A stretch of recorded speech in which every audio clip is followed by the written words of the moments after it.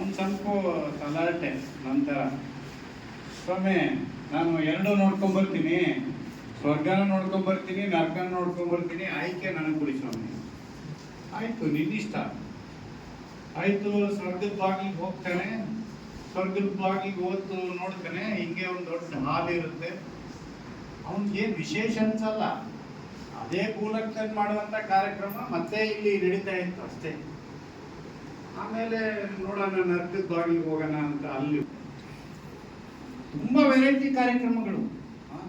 ಗಾಬರಿ ಆದಂತ ನರ್ಕ ಇಷ್ಟೊಂದು ಚೆನ್ನಾಗಿದೆಯಾ, ಅಯ್ಯೋ ಬಹಳ ಖುಷಿ ಆಗ್ತಾ ಇದೆ, ನಾನು ನರ್ಕನೇ ಆಯ್ಕೆ ಮಾಡ್ತೀನಿ ಅಂತೇಳಿ ಯಮದೂತರಿಗೆ ಬಂದು ಹೇಳಿದಂತೆ. ಆಯ್ತು, ಒಳ್ಳೇದಾಯ್ತು, ನೀನಿಷ್ಟ, ಹೋಗು. ಒಂದು ಅಪ್ಪನೆ ತಗೊಂಡು ಮತ್ತೆ ವಾಪಸ್ಸು ನರ್ಕದ ಬಾಗಿಲಿಗೆ ಬರ್ತಾನಂತೆ. ಅಲ್ಲಿ ಚಿತ್ರಾನ್ನ ಬೇರೆ ಆಗಿರುತ್ತೆ. ಏನು ಕುದಿತಾ ಇರೋ ನೀರಲ್ಲಿ ಎತ್ತಿ ಬಿಸಾಕ್ತಾ ಇದ್ದಾರಂತೆ. ಇರು ಫಸ್ಟ್ ಇಲ್ಲೆಲ್ಲ ಸೆಟಪ್ ಮಾಡಿದ್ರಲ್ಲ ಅದೇನೋ ಇತ್ತು, ಅದು ನಮ್ಮ ನರ್ಕದ ಅಡ್ವರ್ಟೈಸ್ ಅಷ್ಟೇ.